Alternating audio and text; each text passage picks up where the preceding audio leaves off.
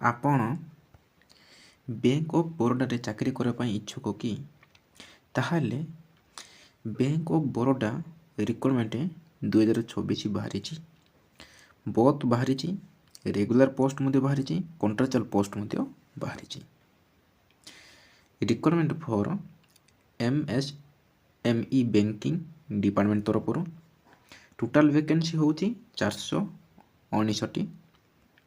ଶେଷ ତାରିଖ ହେଉଛି 26/2/2024 ଅର୍ଥାତ୍ ଫେବୃଆରୀ ମାସ 26 ତାରିଖ। ମୁଁ ତାର ଅଫିସିଆଲ ନୋଟିଫିକେସନ୍ ମଧ୍ୟ ଡିସ୍କସନ୍ କରିବି, ତାର ସାଲାରୀ ଡିଟେଲ୍ ଡିସ୍କସନ୍ କରିବି। ଆପଣମାନେ ଭିଡ଼ିଓକୁ ଶେଷ ପର୍ଯ୍ୟନ୍ତ ଦେଖନ୍ତୁ। ଯଦି ଆପଣମାନେ ହ୍ୱାଟ୍ସଆପ୍ ଗ୍ରୁପ୍ ଏବଂ RTI ଗ୍ରୁପ୍, ଟେଲିଗ୍ରାମ ଗ୍ରୁପ୍ରେ ଯଦି ଜଏନ୍ ହେବା ପାଇଁ ଚାହୁଁଥିଲେ ଆପଣମାନେ ଜଏନ୍ ହୋଇପାରିବେ। ଆପଣମାନେ ଜଏନ୍ ହେଲେ PDF ପାଇବେ।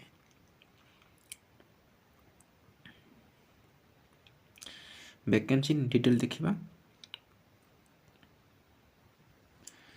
Post name, number of post, pay scale ସବୁ ମେନସନ୍ ହେଇଛି। ଏଠି ତାର ପୋଷ୍ଟ ଦେଇଛି। ପୋଷ୍ଟ କ'ଣ କ'ଣ ଅଛି? Assistant vice president MSME relationship. ଏଇ ପୋଷ୍ଟଟି ହେଉଛି କଣ୍ଟ୍ରାକ୍ଚୁଆଲ ବେସିକ୍ର। ଏଇ ପୋଷ୍ଟ କଣ୍ଟ୍ରାକ୍ଚୁଆଲ ବେସିକ୍ର। ଏଇ ପୋଷ୍ଟ ମଧ୍ୟ କଣ୍ଟ୍ରାକ୍ଚୁଆଲ, ତାର ନମ୍ବର ଅଫ୍ ଭ୍ୟାକେନ୍ସି ଦେଇଛି। ତାପରେ ସିନିୟର ମ୍ୟାନେଜର ପୋଷ୍ଟ ହେଉଛି ରେଗୁଲାର, ତାର ସାଲାରୀ ମଧ୍ୟ ଅଛି। ତାପରେ senior manager credit analytical MMG/S3 ତାର ମଧ୍ୟ ରେଗୁଲାର। ତାପରେ ମ୍ୟାନେଜର କ୍ରେଡିଟ୍ ଆନାଲିଟିକାଲ ତାର ମଧ୍ୟ ରେଗୁଲାର ପୋଷ୍ଟଟି। ଏଠି ତାର ଭ୍ୟାକେନ୍ସି କେତୋଟି ମେନସନ୍ ହେଇଛି, ତାର ସାଲାରୀ ମେନସନ୍ ହେଇଛି ଏଠି।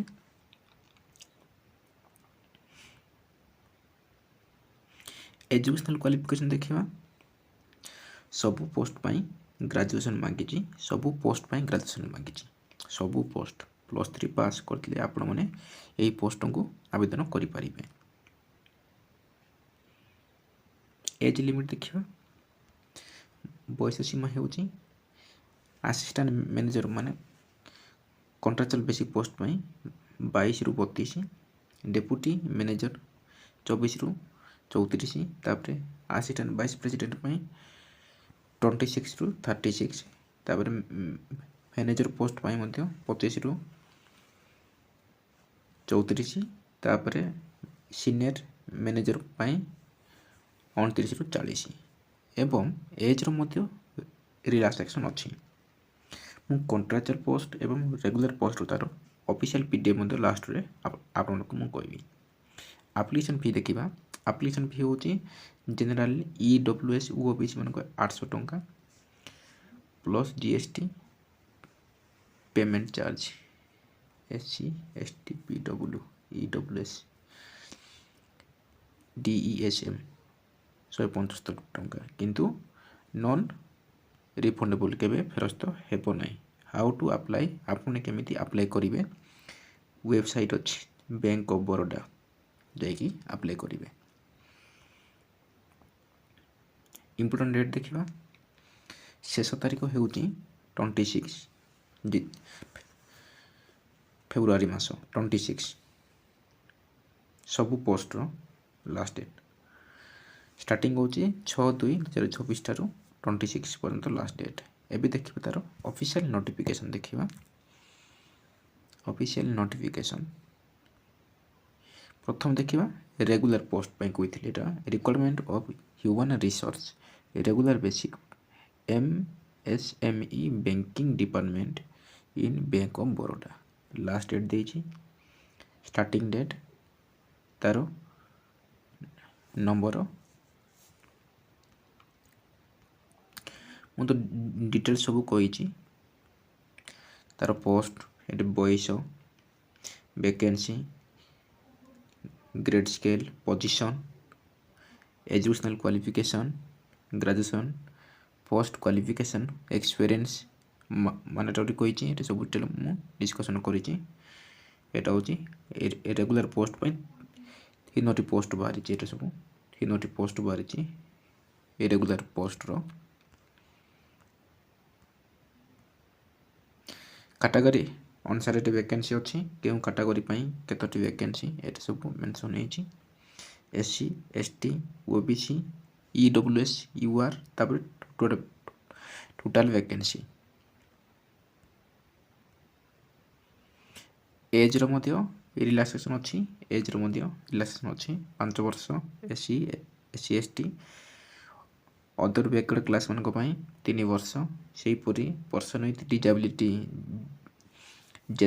ଜେନେରାଲ EWS 10 ବର୍ଷ, ତାପରେ OBC 13 ବର୍ଷ, SC ST 15 ବର୍ଷ ଏବଂ ଏକ୍ସ ସର୍ଭିସ୍ ମ୍ୟାନ୍ମାନଙ୍କର ମଧ୍ୟ ଜେନେରାଲ କାଟାଗୋରୀମାନଙ୍କ ପାଇଁ 5 ବର୍ଷ, OBC 8 ବର୍ଷ, SC ST 10 ବର୍ଷ।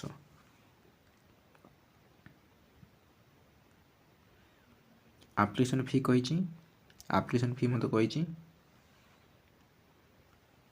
ଏହାର ତା'ର ସାଲାରୀ ଷ୍ଟ୍ରକ୍ଚର କାହାକୁ କେତେ ମିଳିବ ସେଟା ମଧ୍ୟ କହିଛି।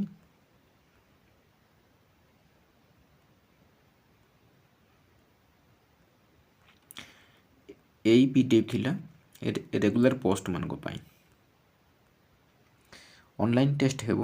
ଏଠି ତା'ର ରିଜନିଂ ଅଛି, English language quantitative aptitude, professional knowledge. ଏତିକି ତା'ର 150ଟା କ୍ୱେଶ୍ଚିନ୍, 225 ମାର୍କ। ଟାଇମ୍ ହେଉଛି 150 ମିନିଟ୍। ଇଂଲିଶରେ ମଧ୍ୟ ଆପଣମାନେ ଦେଇପାରିବେ।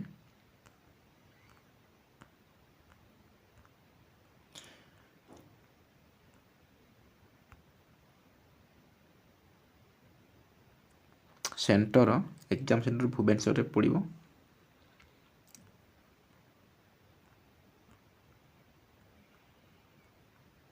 ଆଉ ସବୁ କିଛି ନାହିଁ। ତାପରେ ସବୁ ସରିଲା ପରେ ଡକୁମେଣ୍ଟ ଭେରିଫିକେସନ୍ ହେବ। ଏଇଟା ଥିଲା ଇରେଗୁଲାର ପୋଷ୍ଟ ପାଇଁ। ଏବେ ଦେଖିବା କଣ୍ଟ୍ରାକ୍ଚୁଆଲ ବେସିକ୍ର PDF ଦେଖିବା। ଏଇଟା ହେଉଛି କଣ୍ଟ୍ରାକ୍ଚୁଆଲ ବେସିକ୍ର PDF। Recruitment of professional on contractual basic for MSME banking department bank of Baroda. Last date 26 6 ତାରିଖରୁ ଆରମ୍ଭ ହେଇଛି। ଏଠି ତା'ର ପୋଷ୍ଟ ଦେଇଛି, ପୋଜିସନ୍ ଦେଇଛି, ଭ୍ୟାକେନ୍ସି, ଏଜ୍, ଏଜୁକେସନାଲ କ୍ୱାଲିଫିକେସନ୍, ତା'ର ପୋଷ୍ଟ କ୍ୱାଲିଫିକେସନ୍, ୱାର୍କ ଏକ୍ସପିରିଏନ୍ସ, ତା'ର 3ଟି ପୋଷ୍ଟ। ଏଇଟା ହେଉଛି କଣ୍ଟ୍ରାକ୍ଚୁଆଲ ବେସିକ୍ର ପୋଷ୍ଟ ବାହାରିଛି। ତା'ର ମଧ୍ୟ ଏଇଟା ଅଛି ତା'ର କାଟାଗୋରୀ ଅନୁସାରେ ଭ୍ୟାକେନ୍ସି, କେଉଁ କାଟାଗୋରୀ ପାଇଁ କେତୋଟି ଭ୍ୟାକେନ୍ସି। ସେମ୍ ତା'ର ଏଜ୍ର ମଧ୍ୟ ରିଲାକ୍ସେସନ୍ ଅଛି। ଆପ୍ଲିକେସନ୍ ଫି ମଧ୍ୟ ସେମ୍, ଆପ୍ଲିକେସନ୍ ଫି ମଧ୍ୟ ସେମ୍ ରହିଛି।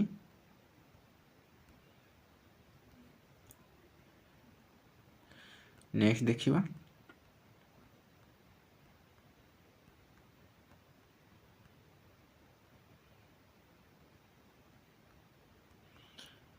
ଏକ୍ଜାମ୍ ତ ତା'ର ସେମ୍ ରହିବ।